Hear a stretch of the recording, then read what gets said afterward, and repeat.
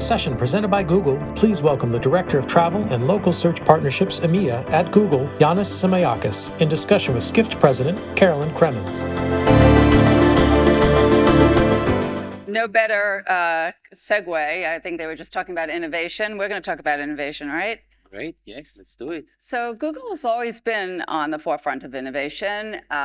We've had several executives that have been on our stage, and they've talked about the Google AI for travel and how it's impacted marketing, how it's impacted trip planning. AI is moving so quickly, right?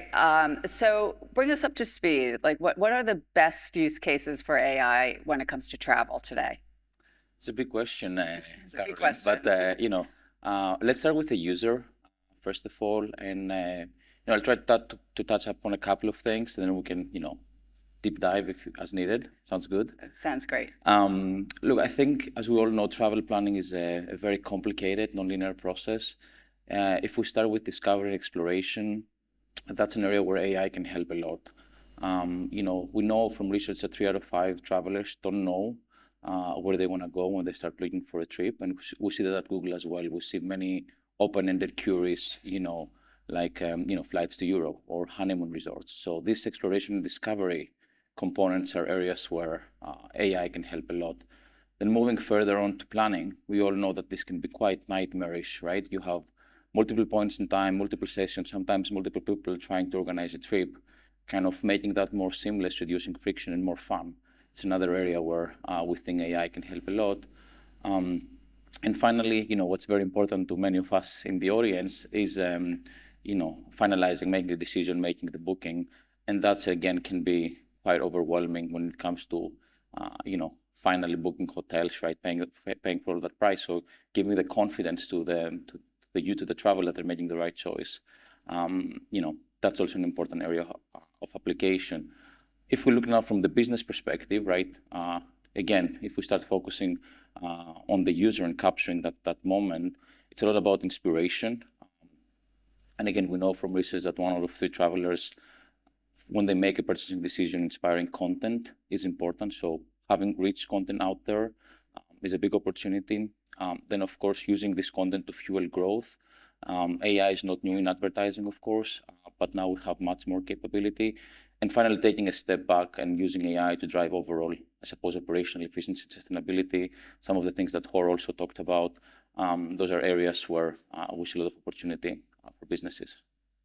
So when it comes to the traveler themselves, and I think we're also used to like typing in the search box, like restaurants in Dubai, and maybe like timeout Dubai shows up or what have you. But now AI has come in, and I'm finding that AI is coming up more as my answers than the traditional search box. So how does Google approach this shift?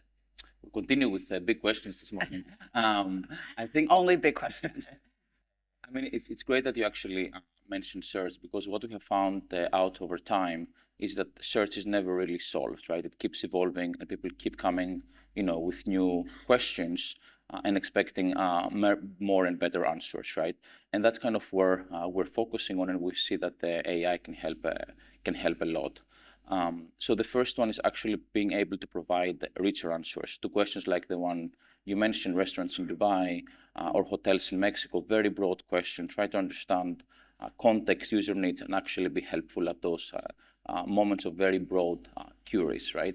The second one is, actually allowing users to dive deeper with much more complex questions, and again, giving them what they're looking for. I live in Zurich right now. Less Lamborghinis there, more Ferraris, but similar vibe as Dubai. Is that you can go and ask a question like, is Zurich a bike-friendly city, and where should I rent a bike from? And you can actually get a meaningful answer. And we think this can help, again, travelers a lot. And finally, with new products like trip ideas, we're trying to stitch it all together and help you kind of plan a trip, fit in all the different things that you want to do, and do this again with confidence. Right. Okay. All right. So that's from the traveler perspective. Obviously, there's a lot of business, a lot of different companies in the audience right now. Like when it comes to the business side of Google AI, what kind of like functionality and what kind of platforms do you have that are going to be interesting for the community? This is of course a new and evolving area, right? But as of now, we see broadly three big areas of opportunity. The first one is kind of meeting travelers where they are. So we talked a little bit about the importance of rich content and inspiration, but also what we see is a shift in how users expect to engage with this content. So building those kind of conversational, inspirational, engaging tools is an area of opportunity. We see this already, and for us, one of the assets we offer there is, the Gemini model, which you can see powering second or third party applications like Google Maps, but also Intercontinental Hotels Group, did a travel planning app using that capability, or Eastern Railways Japan did something similar. So that's kind of a first area of opportunity. The second, of course, is relating to how you basically promote this content. And as we said before, AI is not new to marketing, but now you have basically the ability to create content very easily, use it across multiple surfaces, multiple points in time, and drive multiple objectives in terms of marketing. So that's another big area of opportunity that we see. And finally, kind of talking about the business perspective when it comes to Google Cloud and all the possibilities it offers in terms of machine learning tools, big analytics capability. That's another area which I think can be very important in this industry, especially as we all know things like customer experience, customer service, operational efficiency are quite critical. Can you give us an example of one of your clients and the kind of thing that you've done with them? Of course. We all want examples. Yeah. Let me start with actually the last area, which is also very close to my heart, because that was also my, if you will, my beginning in the industry. Swiss International Airlines or Swiss kind of worked with them with Google Cloud to stitch different parts of the operations together, which we know can be very, very complicating and daunting for an airline. But basically, some of the things that they were able to do through using both the Google Cloud capability and the operations research and machine learning algorithms that can be offered on top is kind of do this at a scale that was not doable before. And the specific applications they drove there was both fleet planning, right, but also recovery from abnormal operations. And this of course drove both operational efficiencies for them, but then it had of course sustainability benefits because of reduced fleet rotation, but also better customer experience through better management, if you will, of disruption. Another example more closer to marketing is the work we did with the Egyptian Tourism Authority, where we basically partnered with them and use some of the Google AI capabilities to do a much more complex marketing campaigns that were not, again, possible before. So again, in a privacy-forward way, you were able to, I suppose, serve a campaign across different regions. And then once those visitors were in Egypt, you could actually go and serve them a follow-up that could basically be much more focused on specific things they could do in the country. And then you could basically both track the performance and optimize across time and across geography. So that's some interesting things that we see happening in the space. So whether it's like internally to measure efficiencies or externally for marketing, you have better opportunities for clients. So what happens when AI goes bad, right? Like it's usually really good. Sometimes humans go bad too, right? So, but what happens like when the information isn't necessarily always dependable? Like, how do you account for that? And where does that responsibility fall? Yeah. Of course, just one thing on them, I like the way you put it when it comes to the possibilities that AI opens up for businesses, because it's one of the interesting technologies where we see opportunity to drive both efficiency, right, and revenue. And that's actually very, very interesting. And I expect to see much more happening there in the next 10 years. On your, of course, very difficult question, right, on trust and reliability when it comes to AI, I would say that obviously we as Google, right, our mission is to make to organize the world's information, make it universally accessible. We take trust, accuracy, and ability to validate the information very, very seriously. At the same time, we want to be bold and responsible when it comes to AI.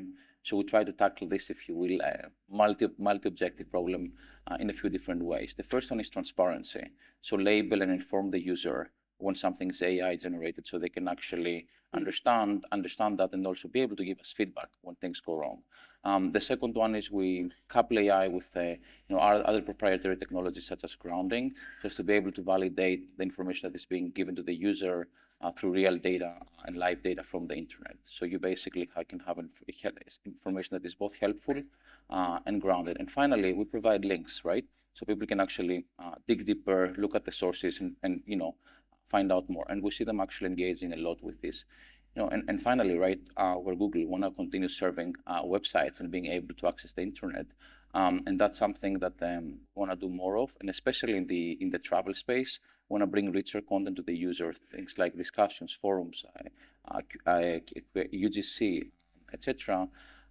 And creators content, so that basically people can also go and get inspired and also use either peer or validated and the trusted content, which we know can be very important when it comes to travel inspiration and travel decisions. Well, I'm just curious. I mean, do you guys use when you're doing trip planning? Are you using AI? Yeah. I think it's just becoming much more common. So just before we wrap up, you gave us a couple examples with Swiss Air and also Egyptian tourism. What does Google AI mean for this region? I think when we look at the AI and travel, it's kind of interesting because you could almost say that this region couldn't be better positioned, right? We see from research an opportunity of $320 billion, right, by 2030 in terms of AI. And then when it comes to travel, as Jorge already mentioned, right, the area has been skyrocketing, and we expect this trend to continue by 2040. UAE, but also Saudi, to be in the top 15 destinations. So we see a lot of opportunity here, and we're also trying to be very, very active in this area with initiatives such as Google's opportunity for AI, but also things we're doing in the tourism space in partnership with Spark. So we're very, very excited for this region, and we want to be part of this journey. Awesome. Thank you so much. You have a booth, I think, outside. Yes. So if anyone at the break wants to go and learn more, Yannis, thank you so much for joining me. Thank you.